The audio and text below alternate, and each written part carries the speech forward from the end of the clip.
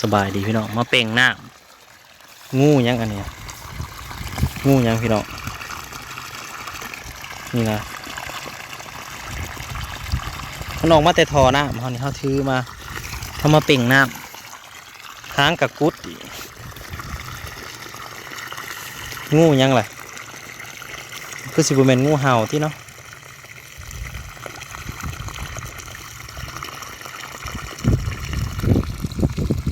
เป่งน้ำใส่นั่นพี่น้องใส่มันแก้วหรือว่ามันที่ปลูกครับเป็นหล่องมันเป่งน้ำใส่ปลูกไปอะไรพี่น้องพอได้กินจักสิเห็ดยัง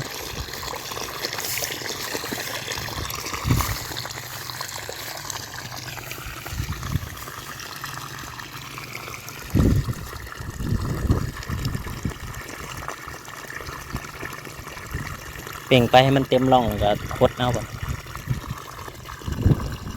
น้ำโซลาเซลล์มันก็บดเวลาแดดบดมันก็จะยุดไหลถ้ามันก็ผ่อนลงหลังเป่งไหลไปตอนนี้ผม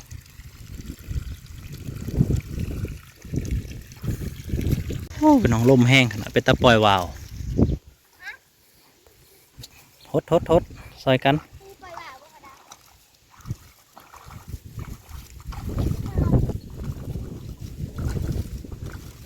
หดเครือมันพี่น้องปลูกไว้เลยก็เลยมาหดให้มันติดไว้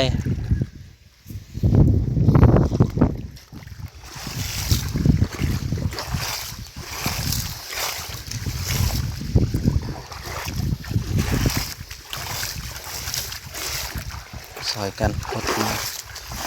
บ่ยากพอเขาเป็นน้ำเขาล่องมันก็หดไปแล้วกันแล้ว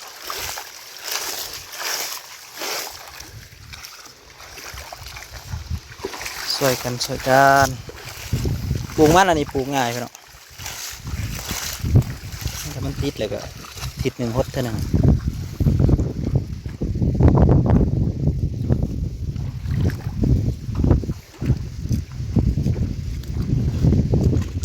เดี๋ยวยางไปเบิ่งลูกอีปุ้ยกับพี่น้องเลยบ่ได้เบิ่งมันได้จากตู้กันเนี่ยลูกมันนะได้ลูกเลยได้มองเก่าอีกมองเก่ามองเดิมปุ้ยได้จากโตลูกนะฮะได้จากโตลูกนะบ่ให้ลูกจากโต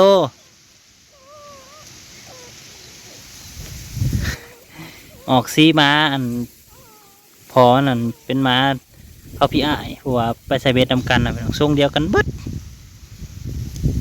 มอนาตีนการมันนี่หน่อยตีนการนะปุ้ยเบิ่งดูลูกนะให้เบิ่งนะปุ้ยหมดแดงไฟจิครบลูกซะเนาะต้องเต็งลูกจะคล้องเด้อไหนในถ้ำหลังจากหดสวนมาพี่น้องเลยหดสวนแล้วกับน้องเนยน้องนัทซ่าแหละ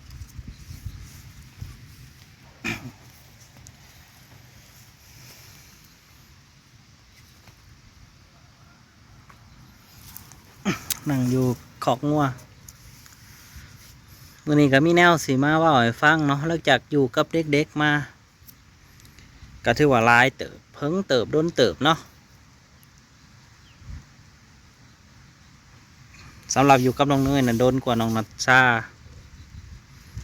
แต่ว่าคนที่หนาสงสารแห้งที่สุดก็คือน้องนัทซ่าไปหน่อยซึ่งแบบว่ามันสงสารจับใจเลยแบบเด็กๆที่กำลังเติบโตกำลังว่าแต่ว่ามาเจอแบบนี้นะมาเจอสภาพแบบก็คือว่าเรื่องน้องเนยเนาะแต่ว่ากระทงสารนั่งอยู่น้องเนยกับแต่ว่าหนึ่งน้องเนยน่ะนั่งจำปท่านหับผู้ยังเลยแบบว่ายังน้อยนะยังน้อยนั่งก็อยู่กับแม่พอ3 ปีเลยก็มาอยู่กับเฮาเลย จนแบบว่าเป็นความเคยชินแหละอยู่น้ำเฮาแสดงว่าครอบครัวแล้วแต่น้องนาซานะโตจังมาอยู่น้ำเฮาจนใหญ่แหละเคยอยู่กับพ่อกับแม่ เคยมีความแบบว่ามีครอบครัวที่อบอุ่นและบัดนี้พ่อแม่ไม่มาห่างปากันซึ่งเด็กน้อยมันก็ได้ฮู้จักแล้วอ่ะเคยอยู่กับพ่อกับแม่มันอบอุ่นนะแต่อยู่มาวันหนึ่งแหละพ่อแม่ห่างป้าห่างหย่ากันแต่ก็อยู่น้ำแม่ก็ใครตอนอยู่น้ำแม่น่ะใครอยู่เพราะว่าอยู่น้ำแม่มาแต่พอกลับมาลาวปุ๊บเนี่ยก็เริ่มห่างออกจากแม่วันนี้แม่เริ่มบ่ได้อยู่น้ำแม่แต่ที่จริงนั่งตรงการแม่ที่สุดได้แบบว่าเคยกอดเคยโอบเคยปอบเคยยังนะเพราะว่าเด็กน้อยเคยอยู่น้ำแม่ทุกคนย่ำกลางคืนที่ว่านั่งจะสอบหายกลางคืนห้องหาแม่ด้วยว่าแม่เคยกอดเอาแต่นั่งจะจำตลอดเลยว่าเวลานั่งหายเนี่ยนั่งจะกอดหรือว่าอยากให้แม่กอดนะประมาณนั้นซึ่งจิตใจนางบอบบางแหงน้องนาซาแบบโอ้ซึ่งแต่ว่าไปกับน้องเนยนี่นางแบบเคยสิ้นเลยนั่งสิ้นกับสภาพแวดล้อมแล้วก็สภาพการเป็นอยู่เพราะว่านั่งอยู่มาแต่น้อยสิ้นแบบว่าแนวได้ก็ได้สบายก็ได้แบบว่าคอยโบซ้นยังนะสบายแบบคอยโบซ้นยังเลยแต่น้องนาซานี่เขากับฝึกให้นั่งอยู่ประมาณว่าบ่ต้องคิดอย่างไรอยู่กันไป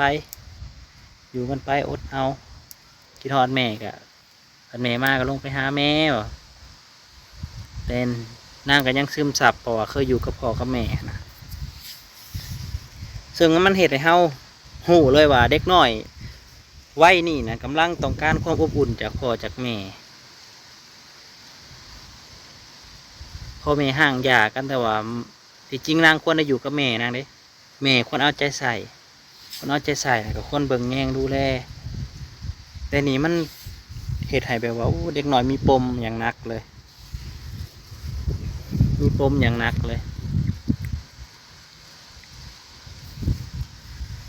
อย่างหน่อยก็ได้อยู่น้ำแม่ก็ยังใครเนาะมันเลิกลากับพ่อก็ได้อยู่น้ำแม่ได้ให้แม่ดูแลเอาใจใส่ทุกอย่างมันก็จะดีกว่านี้แต่ว่านี่นั่งจิตใจบอบบางแฮงดีแบบซึ่งภายนอกนั่งตามปกตินี่ก็ธรรมดาอยู่นั่งก็เล่นคุยเป็นธรรมดาแต่ว่าพอขำมาหรือว่าขำมาเวลานอนนั่งจะแบบเพ้อพันแบบว่าเพ้อหาแม่แบบต้องการแม่ที่สุด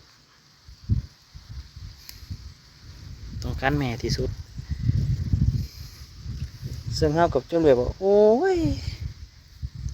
เด็กน้อยกำลังต้องการความอบอุ่นจากพ่อแม่แต่ว่ามาเจอแบบนี้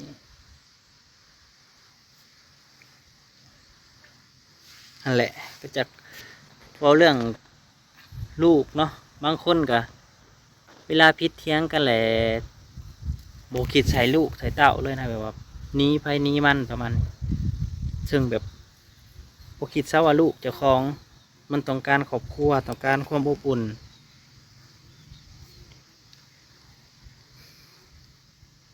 ซึ่งเขาก็ยักเสียดแนวใด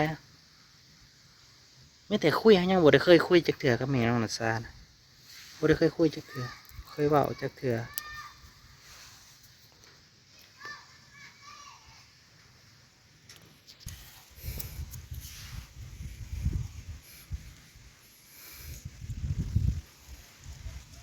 เว้าบ่พี่น้องเอ้ยไม่เห็นเลยเว้าบ่มันแบบมันจุกแล้วนะ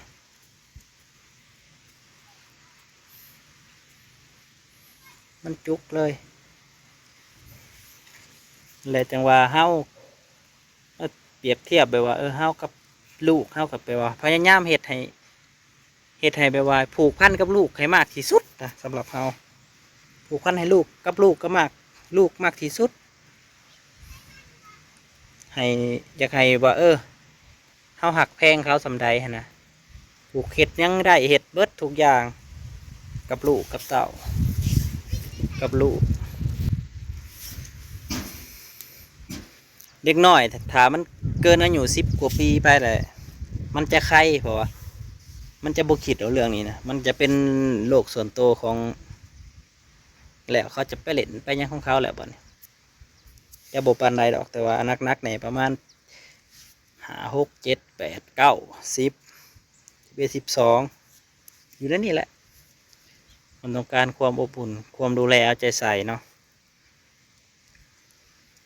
อย่างแรกอะมันก็จะเกิดมามีปมหลายเด้คิดขนาดว่าคิดสันได้ทำหนึ่งนั่งจะเงาเงาเสาเลยนันซานะเงาแบบคิดฮอดนะคิดฮอดแม่คิดฮอดแม่แบบอยากไปกอดอยากไปยังพอเคยกอดเคยเว่าเคยจาน้ำแม่แต่วันนี้มันบ่ได้คอยได้เว่าได้จาโดนเถื่อหนึ่งไปหาแม่กับบ่พ่อข้าวนะอย่างลงไปกับอย่างเทิงกับบ่พอดเช้านาทีซ้ำบ่ฮอดซ้ำกันก็ขึ้นมาแล้วเด็กน้อยต้องการความหักจากแม่ผูกพัน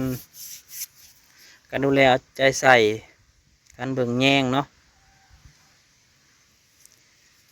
แต่ว่าเฮากับเฮ็ดให้ดีที่สุดถึงเฮาบ่แม่นพ่อแม่ก็พยายามให้ดีที่สุดแต่ว่ามันก็บ่ได้ซ้ำแม่ซ้ำพ่อซ้ำแม่เขาผู้เคยอยู่มาผู้เคยผูกพันมาแต่ว่าเปรียบกับน้องเนยก็คือนั่งมาอยู่น้ำแต่3 ปีเนาะ3 ปีนั่งกับสวานั่งเป็นครอบครัวนางเองแหละอยู่แบบอยู่นั่นนี่ตะเลยเห็นนะอยู่นี่เลยจนแบบจนสิ้นอยู่นี่มันคล้ายๆคือครอบครัวแล้วแต่น้องนัชชาผัดโบแมนน้องจะคิดว่านางจะคิดฮอดแม่นางเสมอว่าอยากไปอยู่น้ำแม่น้ำนอนมาอยากให้แม่กอด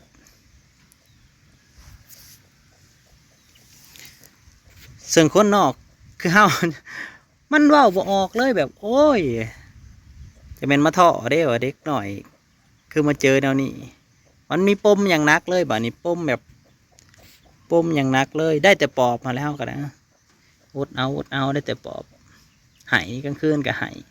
ส่วนลายนางสีไหย่ำฝนตกแห้งนี่นางสีไหโหลดฝนตกนี่ไหทุกเทือที่ฝนตกเพราะว่าอาจจะถือถิ่มในช่วงไปเลี้ยงงัวนะนางอาจจะถือปลาไว้ในห้องแล้วฝนตกเลยบ่มีไฟเบิ่งนะประมาณน่ะมันเลยเป็นปมตอนยังหน่อยนะอยู่ในห้องคือฝนตกจ้ามานี่ข้าวเดียวหน่อยนั่งสิลุกไห้รถแม่รถโอ้ยวะ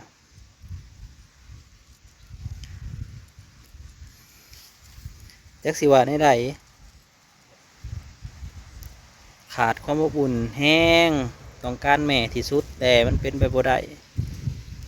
ต้องการที่สุดแต่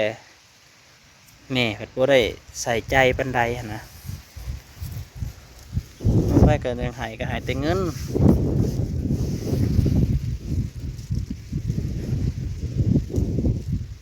ในมุมที่สงสารจับใจสงสารนัชชาหรือว่ากับเนยเนี่ยโอ้สบาย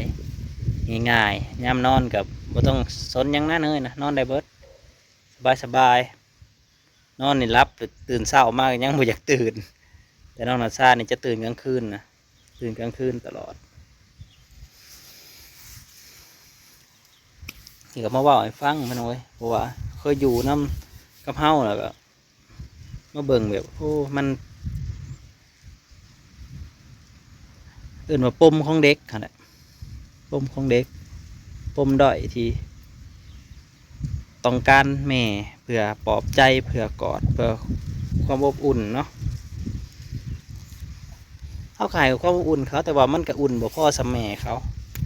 แม่เขากอดเธอหนึ่งแม่เขาว่าวน้ำเธอหนึ่งอบเธอหนึ่งมันก็อบอุ่นขึ้นมาทันทีเลยนะประมาณนั้นขอกันใหม่พี่น้อยขอบคุณเวลาที่มารับชมปล่อยฟังเรื่องเด็กหน่อยเนาะมาอยู่น้ำกับเบิ่งกันเบิ่งจิตใจว่ามันเป็นอะไรกับพอค่อยสังเกตเบิ่งอยู่ว่าโอ้เป็นแนวนี้เนาะแหละเด็กหน่อยมีปมเงียบแบบโปก้าน่าเชื่อบ่หมักปากหมักว่าอย่างดอกเงียบอยู่จะคิดอยู่ในใจนะฟังอยู่ในใจฟังลึกๆอยู่ในใจนะ ประมาณนั้นแหละขอบคุณที่เขามาหับส้มไปน้องเอ้ยพบกันใหม่